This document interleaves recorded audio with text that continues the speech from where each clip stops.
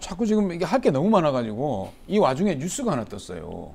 지금 여권과 야권에 차기를 조사를 했는데 여권에서 차기로 한동훈 지금 법무부 장관이 1위를 했습니다. 아니 근데 대통령이 지금 서슬프를 게 아직 4년 8개월이 남으신 분이 있는데 차기를 벌써 차기를 그렇게 걱정을 하시네. 가만 생각하니까 이 조사를 왜 했지?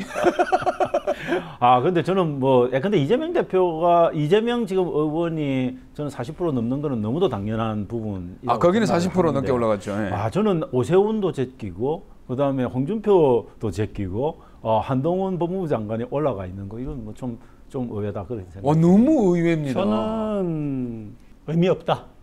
예, 지금으로서 의미 없다. 지금 주목 받으니까. 퍼센테이지가 13%라고 하는데 예.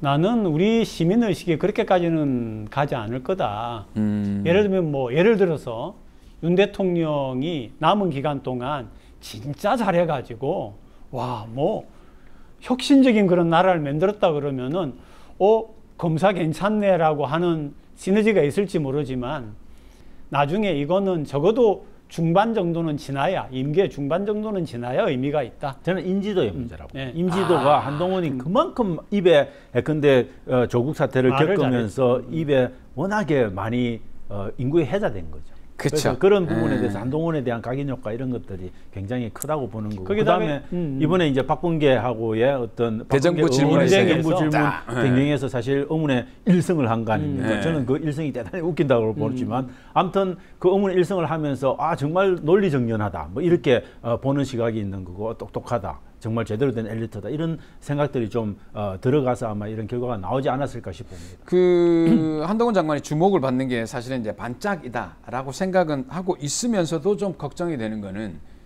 과연 윤석열 대통령이 한동훈 법무부 장관을 차기로 생각하고 있을까? 그러지는 않을 거고 예를 들면 저는 이런 점에서는 긍정적입니다.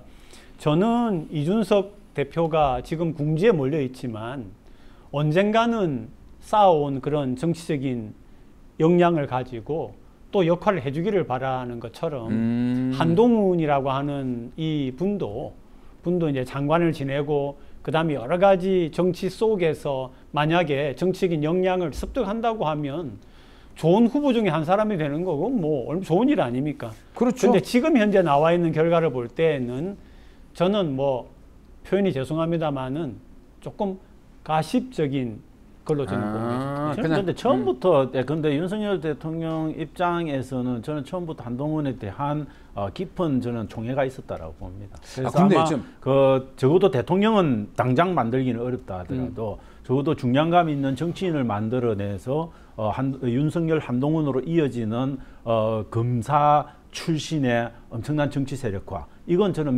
명백하게 목표가 있다라고 봅니다. 그래서 이제 빠르면 사실은 근데 오세훈 시장도 그렇고 대구 홍준표 시장도 그렇고 안철수 의원도 그렇고 그닥 국민들의 선택을 못 받으면 저는 범보수에 당연히 어떤 총대를 메고 나오실 수도 있다라고 보는 거고요. 이준석 대표 같은 경우에는 저는 정치 생명이 굉장히 저는 위험한 상태다. 왜냐하면 자기가 뽑은 최고위원, 자기가 구성한 그 최고위원회에서 조수진도 그렇고 배현진도 그렇고 그런 의원들이 기본적으로 이 비대위 체제로 가자는 명확한 인식을 갖고 사퇴를 할 정도면 그 내부에 엄청난 인포메이션들이 주고 받았다는 겁니다. 지금 말씀하셨는데 국민의힘이 지금 보니까 최고위원들이 사퇴를 하고 권성동 권한대행도 권한대행이 아니죠. 직무대행도 사퇴를 하고 이러면서 비대위 체제로 가게 됩니다. 비대위 체제로 가게 되면 이준석 대표가 다시 돌아오지를 못합니다. 그리고 비대위 체제도 두 가지가 가능합니다. 하나는 이제 이준석 대표가 징계를 받은 게 6개월이거든요. 그러니까 그 6개월이 끝나기 전과 끝난 후 어디에다가 비대위의 존속 기간을 두느냐에 따라서 이준석 대표를 못 들어오게 하는 것과 또 그것과 상관없는 비대위가 될 수 있습니다. 그래서 그건데 저는 한동훈 현 장관 같은 경우에 만약에 그런 생각을 가지고 있다면은 아마 2024년 총선에 내보낼 가능성도 있다라고 보죠.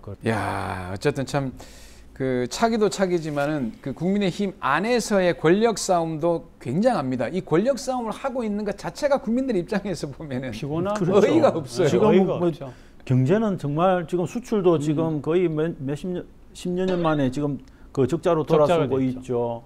그다음 금리는 지금 0.25%씩 올리고 있지만은 미국에 역전당해가지고 엄청나게 지금 불리한 상황이죠. 그 모든 정황들이 다 있는데 지금 대통령과 국민의힘이 하는 건 너무 국민들 입장에서 보면 정말 힘듭니다. 신문에 나온 어떤 젊은 부부를 보니까 영끌 해가지고 7억짜리를 샀는데 네. 거기에 이제 주택담보대출, 신용대출 해가지고 지금 한 달에 나가는 게 190만 원이라고 이자만. 수입의 거의 한 50% 되거든요. 네. 그래가지고 못 살겠다라고 하는 그런 형편이 지금 국내에 되어 있으니까 제발 좀 정신을 좀 차려야 돼요.